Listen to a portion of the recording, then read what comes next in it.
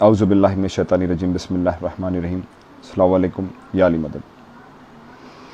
भाई मैं video actually बनाना नहीं चाह रहा था, क्योंकि मैं चाह रहा था कि 2 महीने 8 दिन के बाद में तफसीर से बहुत से बातें करना था कौम के साथ में, जो कौम के हक़ में बहुत अच्छे रहेंगे।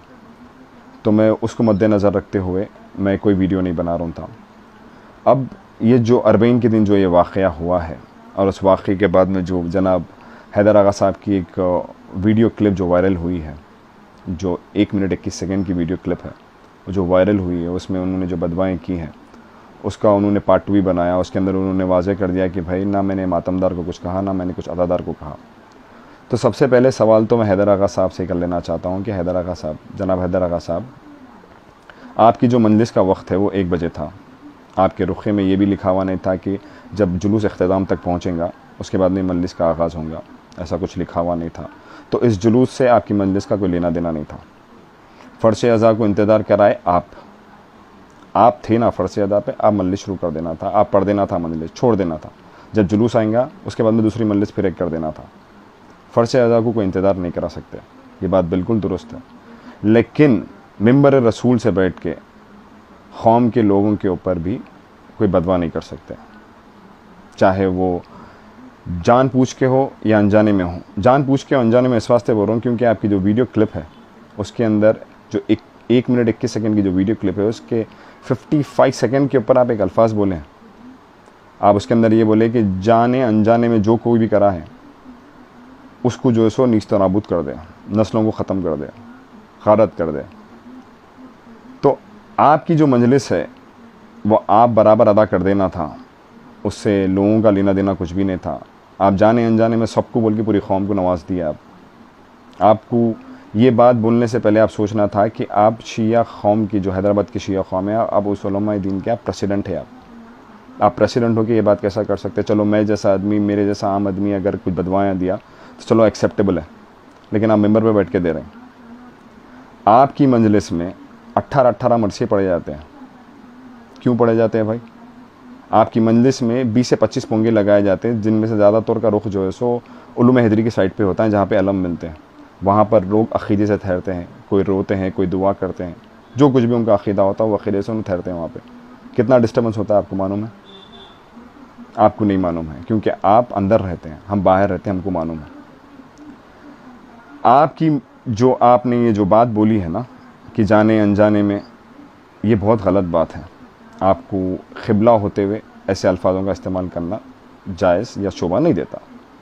आपको अपनी मंजलिस करवा देना था, उसके बाद में एक वीडियो क्लिप बनाना था जिसके अंदर आप बोलना था, आप बुलाना था कौम के जितने भी सोशल मीडिया के जो बंदे हैं, न्यूज़ चैनल से, आप उनको बुला के ये बात करना था। नहीं तो इनके जो कसूरवार लोग हैं आप उनको बुला के बात करना था। लेकिन आप अपना फ्रस्ट्रेशन आप मिंबर पर से बैठ के निकाल दिए। मैं समझ सकता हूँ आपका फ्रस्ट्रेशन होता, मेरे को भी दिल में बहुत तकलीफ़ हुई जब वहाँ पे, जब मिराला मंडी के पास जब अलम ठहरा हुआ था, 2 से 3 घंटे जब अलम ठहरे हुआ था, तो वहाँ पर जो अलम बरदार है, जो मुतवल्ली है जनाब अफसर साहब, मैं उनसे बात करा, उनसे पूछा मैं कि भाई साहब ये आप अलम आगे क्यों नहीं लेके जा रहे हैं? तो उन्होंने मेरे को बोले कि भाई ये जो आप अंजुमना देख रहे हैं, आप क्या समझ रहे हैं ना मेरे को लेके जाने देते।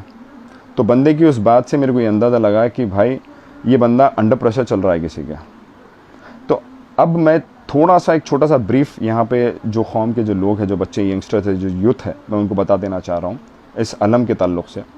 भाई साहब ये अलम जो है 1963 में पहली वक़्त बैतुल ख़ैम से निकल के सरतो क़लाब पहुँचा। 1964 से भी बैतुल ख़ैम से निकल के सरतो क़लाब पहुँचा। 1965 से ये अलम कोटले से बरामद होकर सरतो क़लाब तक पहुँचते थे। तो वो सिलसिला आज तक भी जारी है। तो ये जो अलम है, ये अलम 2-3 घंटे जो मंडी की रोड है वहाँ पर ठहरे हुए हैं। भाई ये अलम को आप हो, मैं हो, जो मंसूब करते हैं चौथे इमाम जनाब अब्दुल्ला अलैहिस्सलाम से जो है सो, जाबिर इब्न अब्दुल्ला अलैहिस्सलाम से जो है सो मिलते हैं। तो उसको, उस मंज़र को मंदरकशी बना के हम जो है सो इस अलम को जो है सो जहन में रखते हैं। तो सोचो आप, एक अलम रोड पे खड़ा हुआ है, समझ रहे हैं आप? खाली एक बंदा है जो घोड़े के ऊपर अलम लेके खड़ा हुआ है, बैठा हुआ है। एक बंदा है जो उद्यान का जो है सो हाथ में जो है सो ट्रे लेके खड़े हुए हैं। बाकी के सब लोग कोई हंसी मजाक करते हुए, कोई गम में बैठे हुए, कोई सिगरेट पीते हुए, कोई गुटखा खा लेते हुए। तो अलम की बेरुमती यहाँ नहीं हो रही, अलम की अहमियत यहाँ नहीं दिख रही नहीं किसी को। मसला ऐसा हो गया कि अल्लाह की एक हदीस खुदसी की एक आयत है जिसके अंदर अल्लाह फरमा रहा है कि मैं एक छुपा हुआ राज था, तो मैं चाहता था कि मैं जाना जाऊँ, तो मैंने एक मखलूक को खल्क़ किया। तो उसी तरीके से मसला ये हो जा रहा है हमारे कौम में कि हर कोई अपने आप को जानने पहचानने के वास्ते टिट फॉर टैट कर दे रहा। अपने ईगोस्टिक प्रॉब्लम, चाहे वो अंजुमनों के हो या मरकज़ों के हो, वो ईगोस्टिक प्रॉब्लम की वजह से ये अलम को इतनी देरी हो रही। जो मरकज़ है जिसके अंडर में ये चल रहा है, मेरा उन मरकज़ वालों से सवाल है कि भाई साहब इतनी देर कैसा हुई? अगर आप बोल रहे हैं कि भाई हम अंजुमन वालों को बोले, हम मातमदारों के हाथा पाँव पड़े, आगे चलो लेकिन कोई नहीं चले, तो फिर आपका मरकज़ का रहने का मतलब क्या ठहरा? यही चीज़ आप आटा भी रोल करके दिखा दो। आटा भी रोल को पूरे जाते ना भाई, हर अंजुमन का बंदा रहता, ये अंजुमन वो अंजुमन बोल के नहीं, हर अंजुमन का बंदा रहता। तो फिर ये जुलूस में क्यों? कौन किसको क्या दिखाना चाह रहा?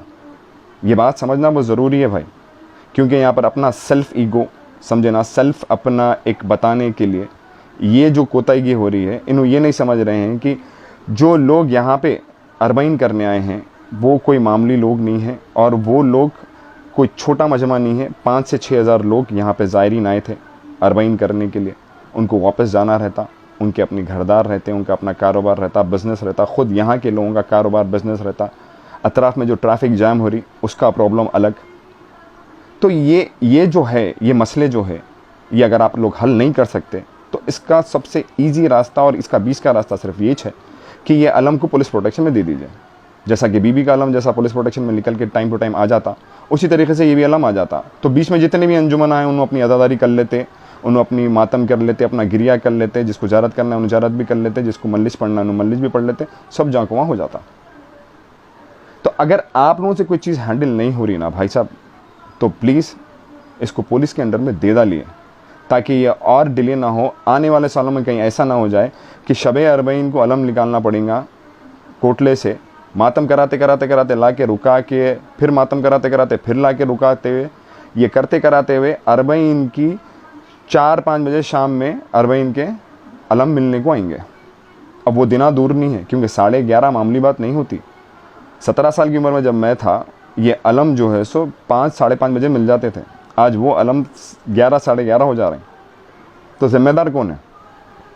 हैदर आगा साहब का जो बयान था, जो अपना दर्द जो बताए हैं, वो दर्द अपनी जगह पे सही है, लेकिन वो तरीक़ा गलत था उन्होंने जो बताए हैं। दर्द मेरे को भी है कि अलम इतनी देर से उठा, इतनी देर से निकला, मेरे को भी दर्द है उस चीज़ का। तो ये जो फॉल्ट्स है, जैसा कि मैं अपने स्टेटस पे लगाया था कि कौन है कसूरवार, क्या मातमदार है या मरकज़ है या क़िबला ख़ुद है? तो उसके अंदर कमेंट्स में एक बंदे ने एक मैसेज भी किया कि भाई अंजुमनों का भी एक ऑप्शन ऐड करिए आप, क्योंकि अंजुमना भी ज़िम्मेदार है इसके अंदर। तो बेशक ये बात भी सही है कि ऐसे कई अंजुमना हैं जिसको ये साल जो सो चांस मिला, 4 अंजुमनों को ये साल चांस मिला सो है इस मरकज़ में जो सो मातम कराने का।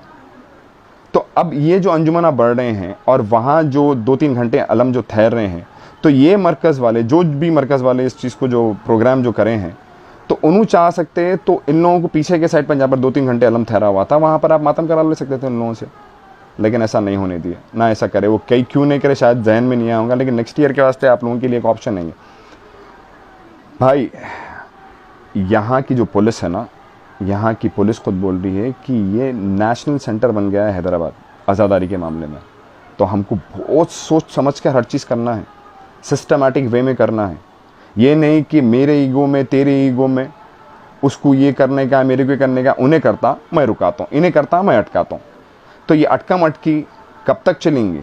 ये ईगोस्टिक का प्रॉब्लम कब तक करेंगे? जा जा के ये जुलूसों में निकलता। आप लोगों में दम है ना भाई, हैंड टू हैंड आओ, लड़ लो। लेकिन ये जुलूस में जो लोग आ रहे हैं ना, जो मातमदार, जो अपना एक दिली ख्वाहिश लेके जो आते हैं ना आज़ादार पुरसा देने के लिए, उनके फीलिंग से तब नको खेलिए भाई, उनके फीलिंग से नको खेलिए। क्योंकि अगर ये आज़ादार, ये मातमदार अगर पलट गया ना, तो फिर बहुत बेकाबू हो जाएगा। आप लोगों को समझ में भी नहीं आएगा कि ये क्या हो रहा है कौम में बोल के। तो बेहतर है कि इस चीज़ के ऊपर तवज्जो करिए, फोकस करिए।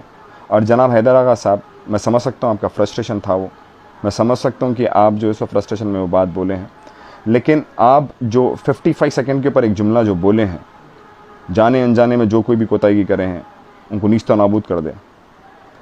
तो जाने अनजाने में तो पूरी कौम आ गई।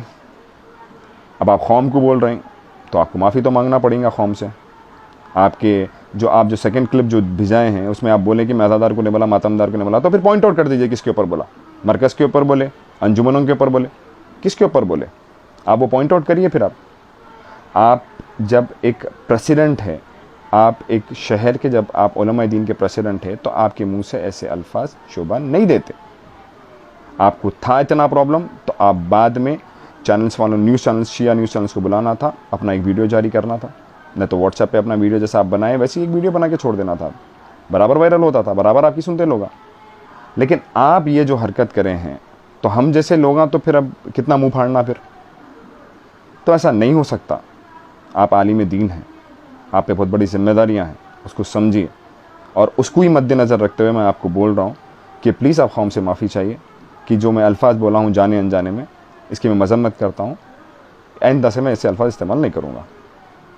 तो ये जो मसला जो बैठा है, अब मरकज़ हो या आज़ादा या मरकज़ हो या अंजुमन हो या क़िबला खुद हो, अब इसके ऊपर अगर आप लोग कोई डिसीजन नहीं ले सकते तो बराए मेहरबानी ये अलम को पुलिस प्रोटेक्शन में दे दीजिए, ताकि जितने मुमिन मोमिनात आए हुए हैं, यहाँ के हो या बाहर के हो, उनको कोई दिक्कत या प्रॉब्लम ना हो। शुक्रिया, खुदा हाफ़िज़, या अली मदद।